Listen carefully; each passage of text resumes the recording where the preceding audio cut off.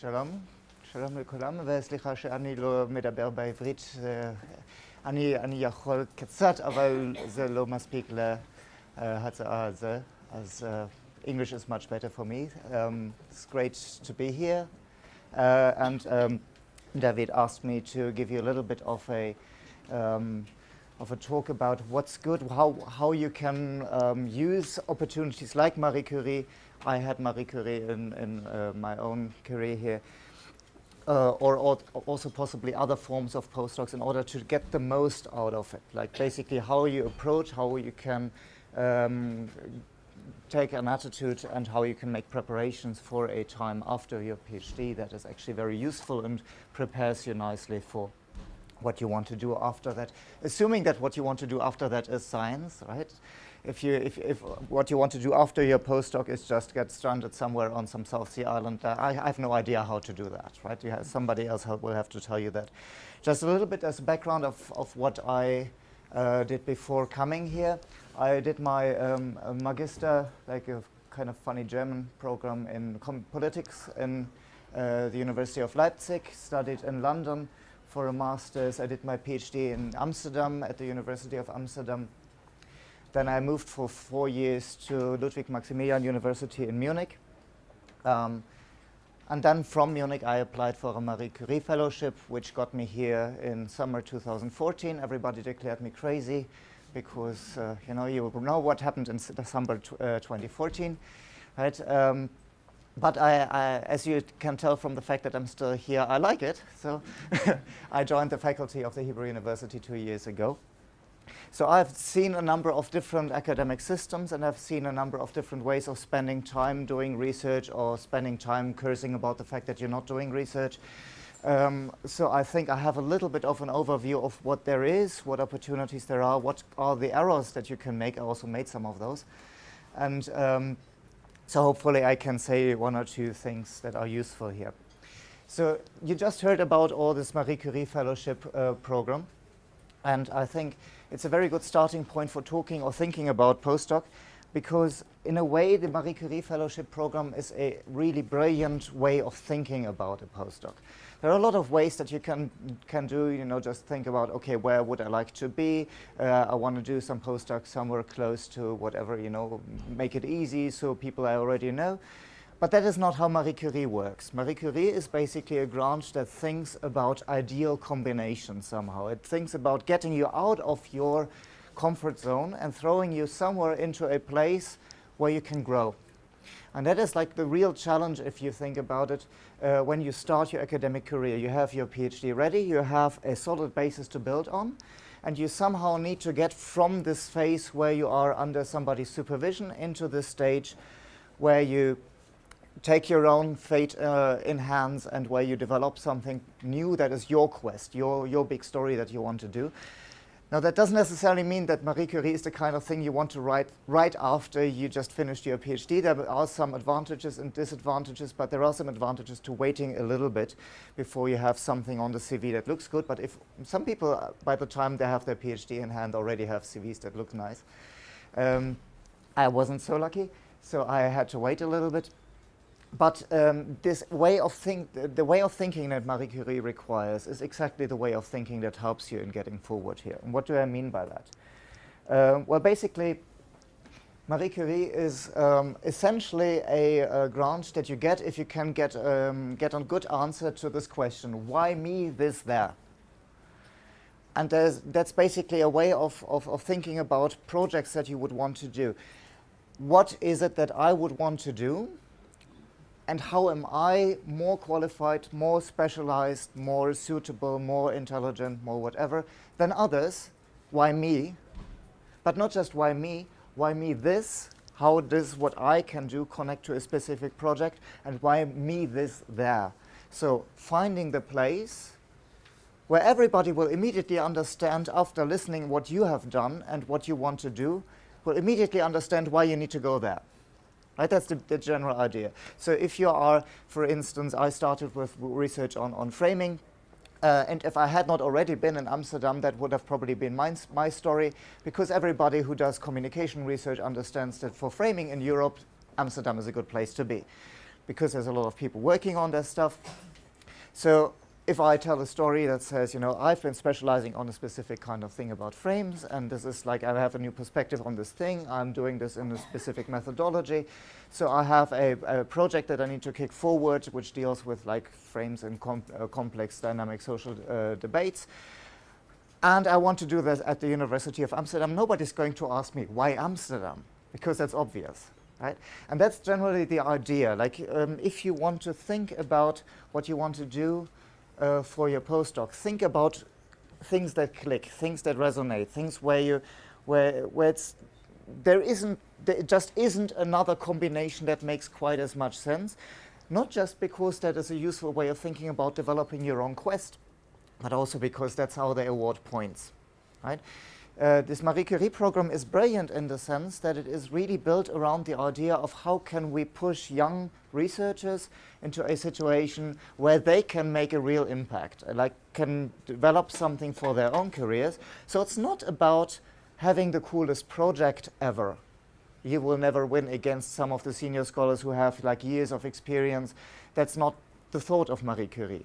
It's not about just moving people around Europe like the Erasmus program. As long as you get somewhere else and speak another language, everything's fine. That's not the idea. The idea is to find and match people who can make a real impact with a project that fits them and put them into a place where they can grow. And thinking about what these places might be is a useful way of thinking, regardless of whether you then end up doing this as a Marie Curie project, right? So that means that you need to define what's the big story of my research. And of course, you keep retelling that thing, right? One can refocus this thing and then talks to another kind of person, and then you tell the story a little bit different. But one of the big challenges of this entire developing your postdoc, not just as then I happen to end up somewhere kind of story, but more as a coherent story, is to think bigger, think into the future, and think what's the quest I am on. What if I think of myself without the constraints of what I can realistically do within the next 5 years, what is it that I would like to understand? What's the big story here? And then to think about how is the stuff that defines my way of working, my expertise, my specialization, my ideas, my theory, my methods, all that stuff, how is this something that enables me to make a difference with this thing? What's this link here? Is it just, am I just doing the same methods as everybody else, but I have a different theoretical point of view? What's the added value? How does what I do change my big quest? And then bring in the third place, that's Hogwarts here, I guess. It's a little bit magic. So this is basically what is a place in which this project with my expertise fits perfectly and everybody understands. What do I mean by fits perfectly? I mostly mean it basically I can contribute something and I can learn something, right? You want to think of a place where you want to go for a postdoc, which is both something where you can tell the story why they need you. I can do something, and that really is valuable for what they are already doing. But they are also doing something that you really need. This is an idea of exchange, right? This is this thought about the growing. You need to think about who is there, what people could you be collaborating with, how will this help you on your quest, right? And then only, and that's normally the question that most people start thinking from, what are the next steps? That's the last of the questions. Right? In a way, if you want to develop your postdoc in a strategic way, think about the big quest, about your contribution to your own big quest, and the people you want to work with first, and then start organizing the details. Yeah? Think big, not just because this is the moment when you define your story, or start defining your story of what you want to do, but also because that's how you get in.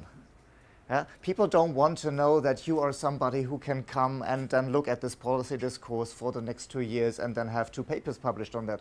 That's not the story of a postdoc. They want to know that you are the one who is going to really push our understanding of something forward, and the first 2 steps in that may be this policy analysis. But that's not the thing that sells your project. So Marie Curie is different from other kind of grant programs in the sense that it gives you award points for exactly that. The better you can answer the question, why me, this, there, the more points you get. Whereas other grant programs really think more about why is this the most important thing to do, what is the innovation about the method. That's not really the question about Marie Curie. For Marie Curie, you need to tell a story about yourself, your own impact, your own quest, and how going into a specific place can bring this forward. So, should you try? Yes, it's great. It's good money. It's fun. It's 2 years if you do the global fellowship with this reintegration grant, 3 years without teaching. And you have no idea, if you haven't been teaching, how much of a relief that can be. So it's a wonderful thing to do. It's a really nice grant. But you have to keep in mind, you're not the only one who is trying this thing. There's a lot of people trying this thing. So that means that the difficulty is a little bit that it is very obviously an attractive option to apply, right? So especially in the social sciences, humanities, basically in these many people faculties, right?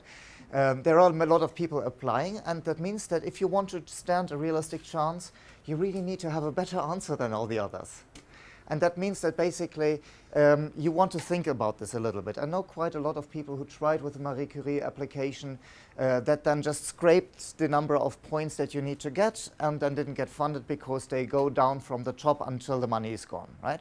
So if you just make enough points to be formally eligible, that doesn't mean that you get funded.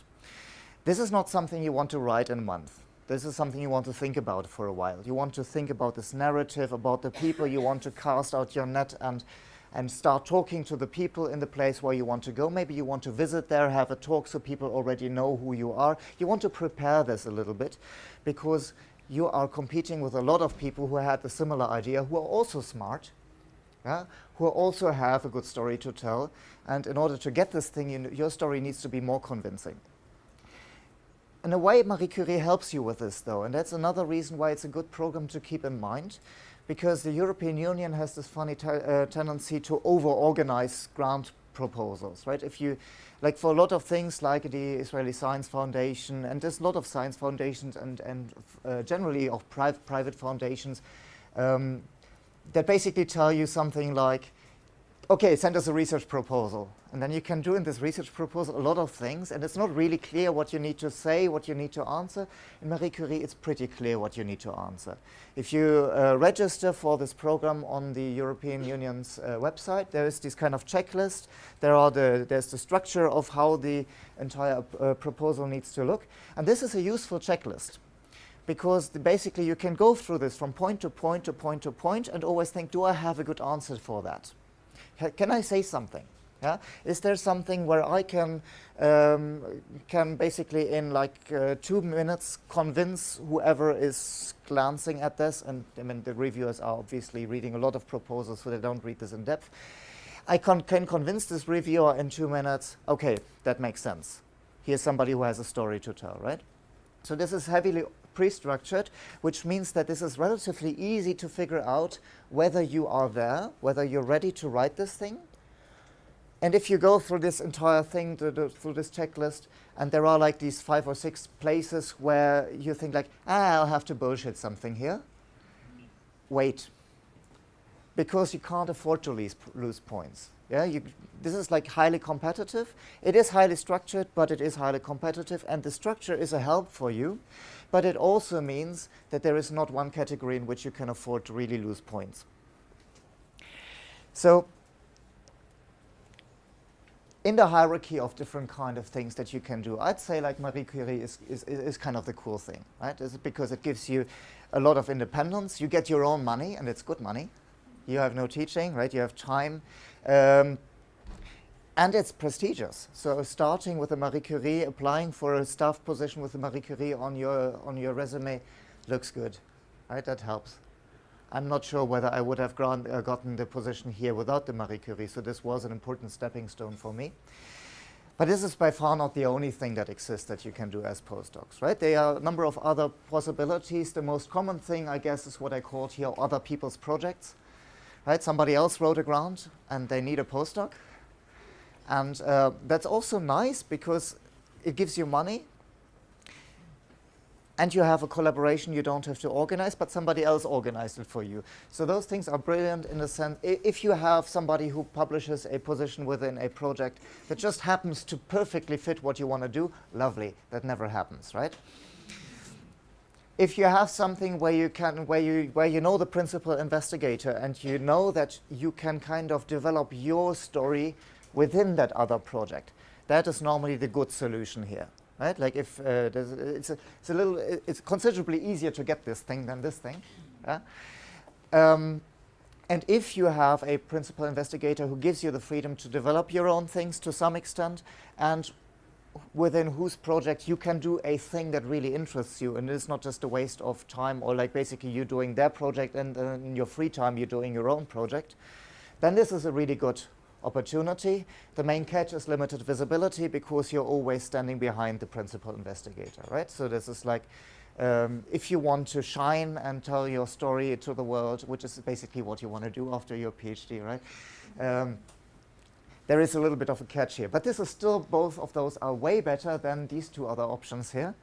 And this is kind of the continental European version, if you want. Like continental Europe doesn't really have this postdoc system, right? That, like in the United States, you have these postdocs that are advertised. The department's looking for somebody, for a researcher for a year, for 2 years, with absolutely no intention to give you any kind of security, with absolutely every intention to burden all the admin and all the teaching work on your desk. But otherwise, you have a job. The continental European version is a little bit more unpredictable in that sense, because it depends extremely on whom you're working with. But if for instance, going to France, Germany, Austria, Poland, Italy, if that's an option for you, the system works a little bit differently. There's basically, you don't really apply for with a project or a specific kind of advertised position. There are positions, but they're not normally advertised. But what you normally do is you get in contact with people you already know you would like to work with. Scandinavia to some extent also works like that.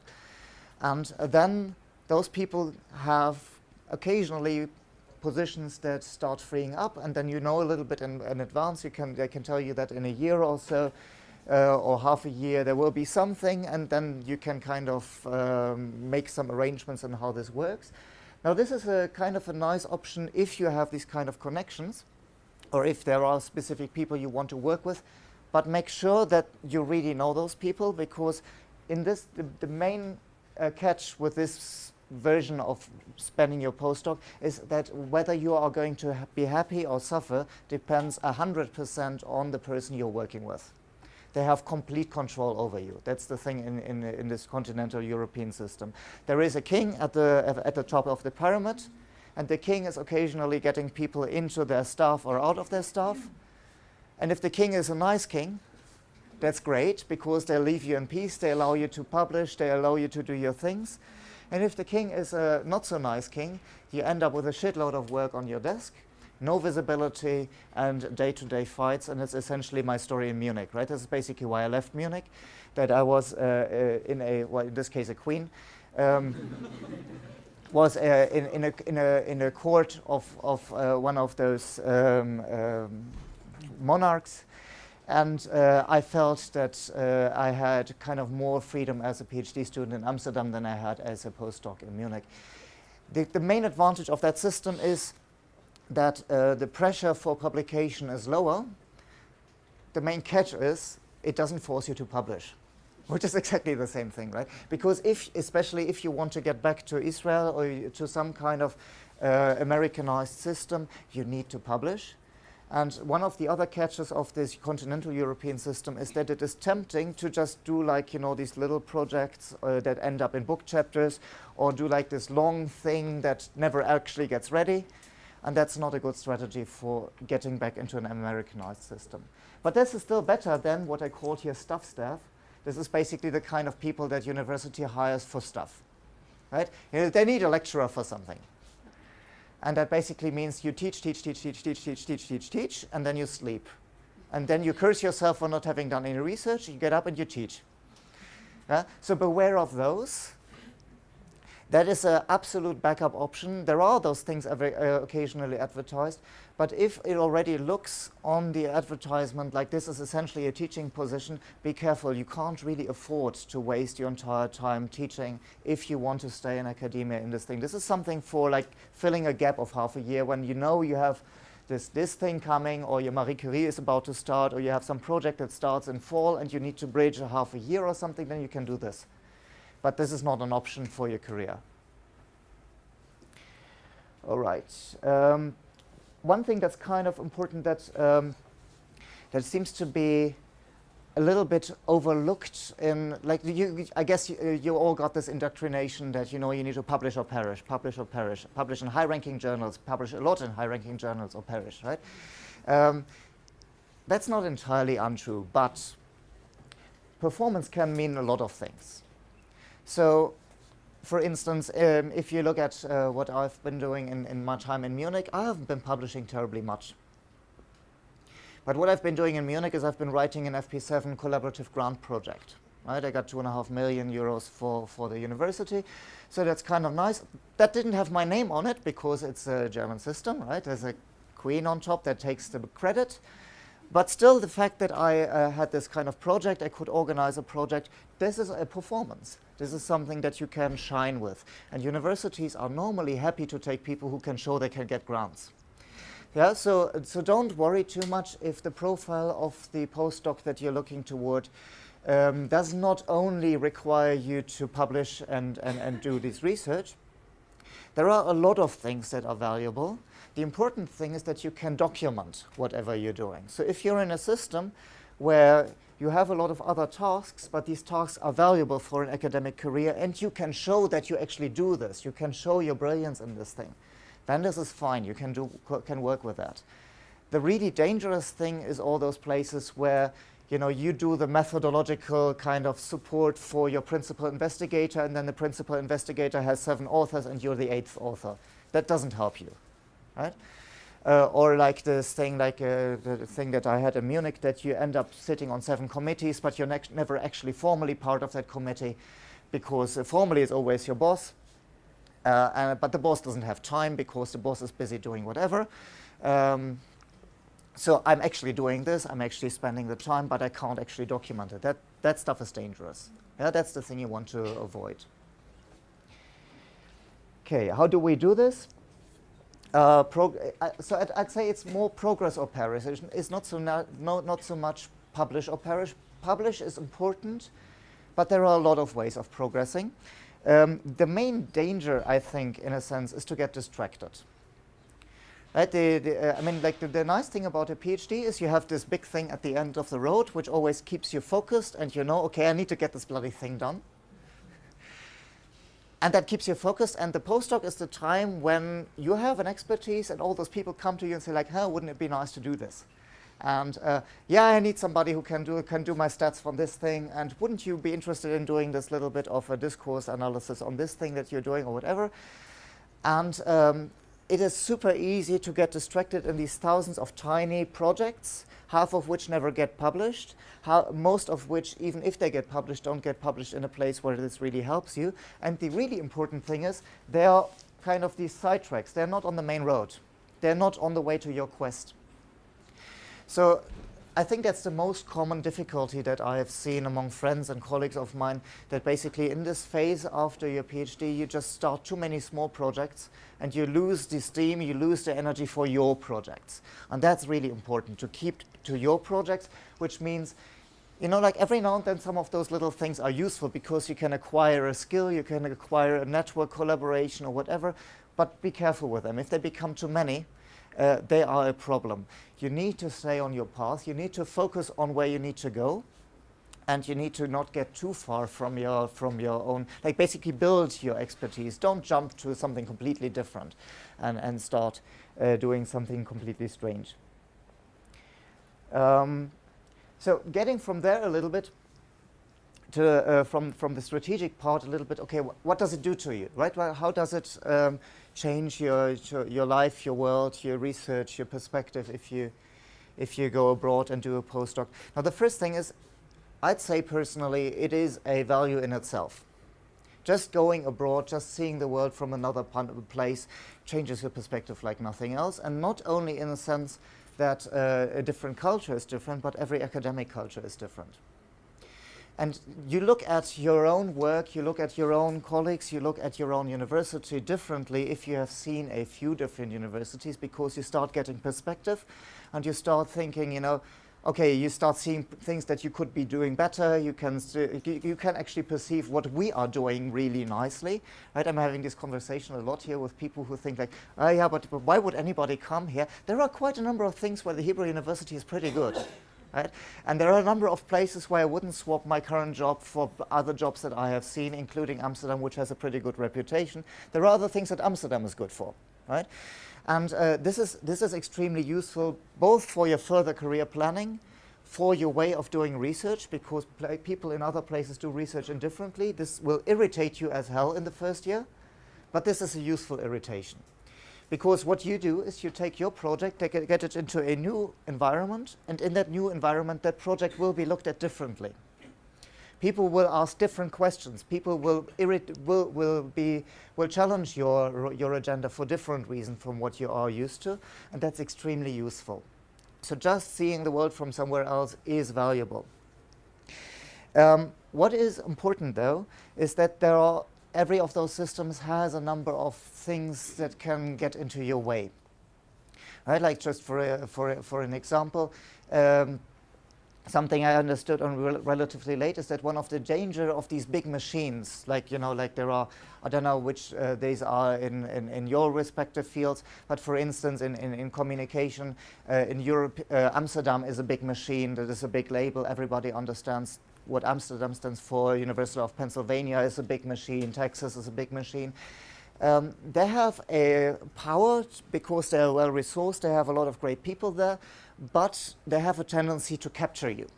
And then you start being labeled as the person who is like that. And that may or may not be in your interest. So this is a classic shallow, right? Or you have this continental European thing that university is very personalized. Like the kings all hate or love one another. They are in varying coalitions and they are at war with one another. And if you're in the wrong kind of kingdom, that means that you bar cooperations that might have been valuable for you. So these are things that are useful to scout a little bit beforehand. So before you jump, don't blindly apply for things. Don't blindly go things. Talk to people who have been there. Talk to more than one person, because especially in continental Europe, the stories you get from different people in the same department are very different. And depending on whose opinion you get a different feel. So it's useful to know that there are different kind of catches. I would generally recommend visiting every department before you even consider applying to it. Right? Also, it increases your chances of doing this. That means that you need to be a bit strategic about this. So I know a bunch of people who just write, have this default application and they send this to everything that doesn't run away at the count of 3. Every now and then, just by accident, that works. But you're kind of being driftwood here. You're taking whatever happens to come your way. That sustains you economically. You can live off this for a while, but it doesn't get you forward, really. It just drifts you around the world, and at some point you drift home, and then you kind of wonder what you've been doing. So be strategic about this. Think about this. Don't apply to 20 places. Apply maybe to 2 or 3, but know why these 2 or 3. Know who they're. Know what they are doing. Like if you go to a department and you try and apply and there's a project by somebody else, you don't only want to know that project. You want to know who else is at that department. You don't want to know whether there are some people other than this project that you can work with. You want to know whether there are other people in that project that are actually nice. Yeah, which is actually extremely important to think about. One of the things you do when you go abroad is that you make yourself very lonely in the first place. And that means it really helps to have a number of people there who you already know are nice. Just having good people to work with, like, brilliant, intelligent, capable, that doesn't do the trick. You still suffer. The idea is to have some people there that may or may not be the same ones that you are actually working with, but people who you like, people who you click with and who you've been sitting with on a conference over a beer and had this really magical conversation, right? Doesn't necessarily mean that you have to come back married from there, or maybe you are already, that's a different problem. But the general idea is you want to be networking, and not just networking in the sense of having that statisticians are always very important to have around, or having these people who have this complementary expertise for you, but you also want to have people around you who you can turn to if you're not happy, and that will happen. Nobody goes to another country and immediately swims. I've done this now 5-6 times, and I can tell you it's every time the same thing. It's like every time in the beginning it's irritating, you don't get things don't work. You need to get things organized, trivial things. For some things the universities help you, for some things they don't. You need to have people around you who you can relate to and who will help you. If you're the singleton, the only one there, and you just come there as a satellite with the intention of spending a year or 2 years and then going back and not really landing, you will suffer, and it will cost a lot of time, because that means that you will have to solve and deal with all these issues yourself. And that's not a good idea. So consider that there are also people where you feel like people you relate to in the places you apply to. That's important. Yeah, like it really makes a difference. That means that you need to also means that you need to make use of what those people can tell you, right? You've been now focusing, like in the PhD, you focus for like a long time on one set of big things. And as you know, in the social sciences, everything is connected to everything. So everybody can tell you something that might be relevant to your story.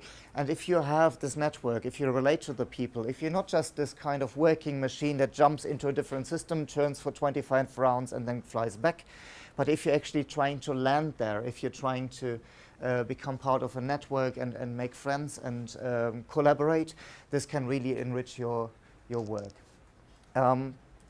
Because if you don't do that, that's the perspective, right?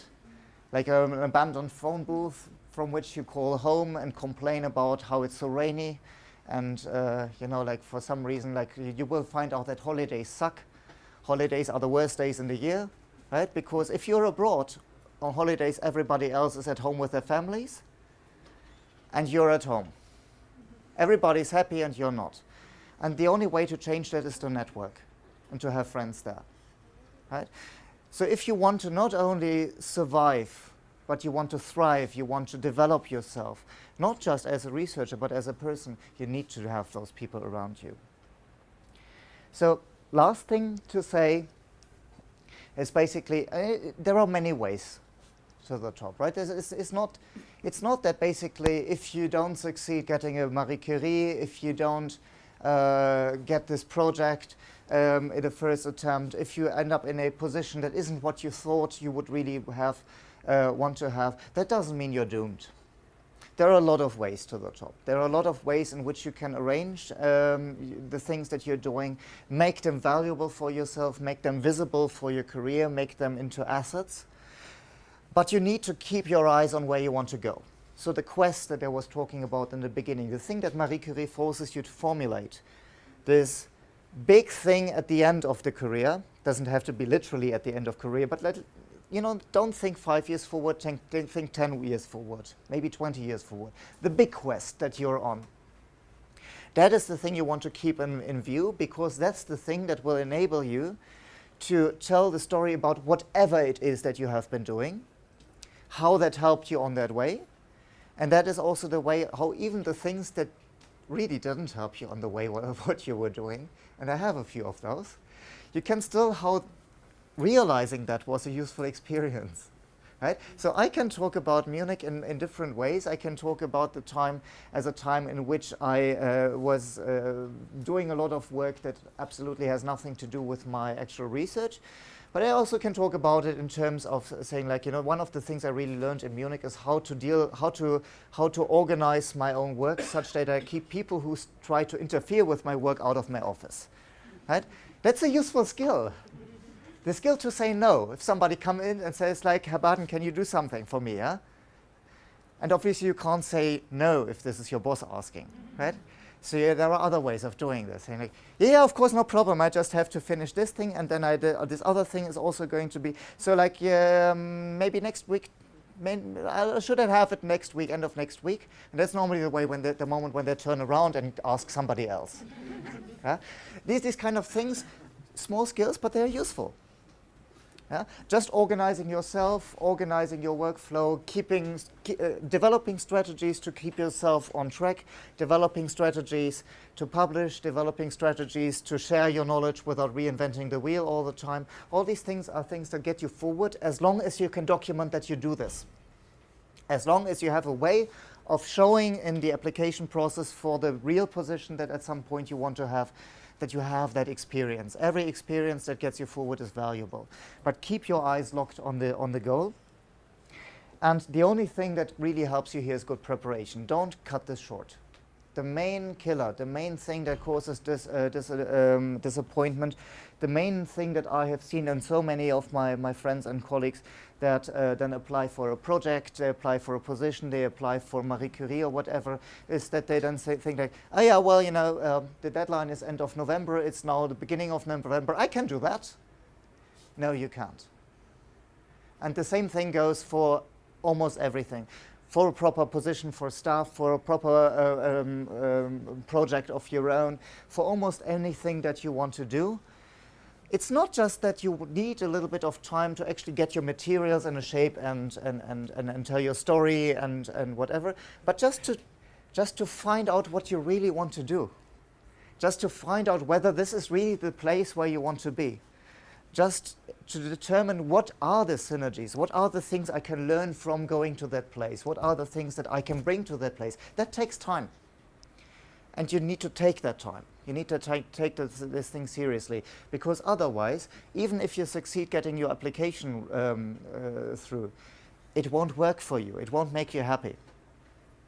Because your happiness, your productivity, your ability to perform, to grow, to get yourself ready and get onto this fascinating journey depends on being surrounded by people who are with you and not against you, people who help you in this entire thing, and finding those people, finding ways of relating to that, defining your way in this entire big adventure and kind of relating, showing like, where can we work together, where do I do my stuff, how does my stuff relate to your stuff, what is the common quest here. That takes time.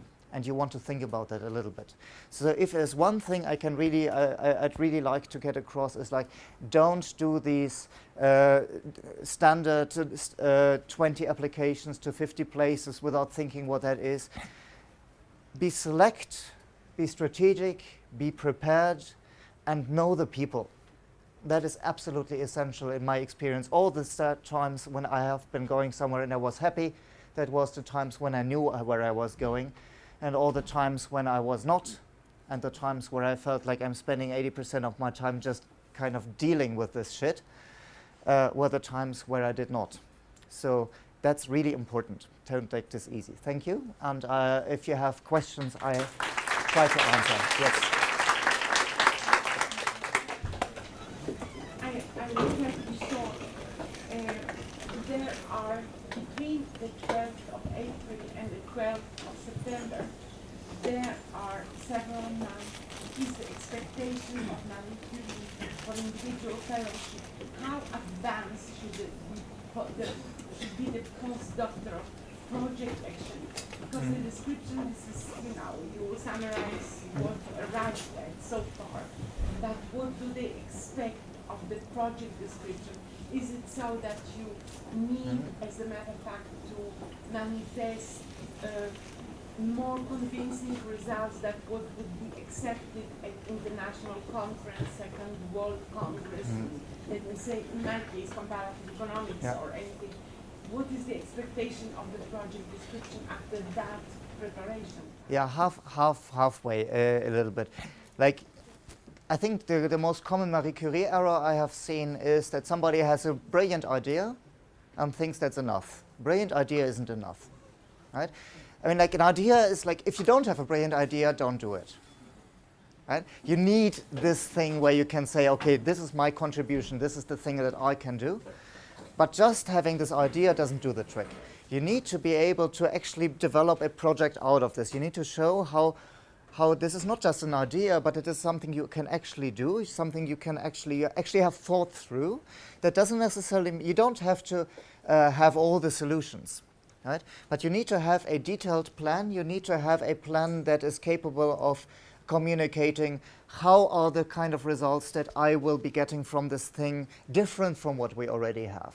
How is this, does this connect to other kind of lines of research? You don't need to have the answers, but you need to have a pretty good sense of what kind of answers, what kind of steps, what kind of strategies you need, because that's part of the grant application, right? As I've seen a lot of applications that get like very high scores in this scientific relevance, idea, and then in this entire, the second part, project management, organization, the steps, the workflow, they lose half the points, and that kills the thing, because as I said, you can't really afford to lose any points.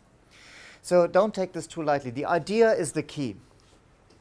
But you need to sleep on that idea for a few weeks before you can write that up.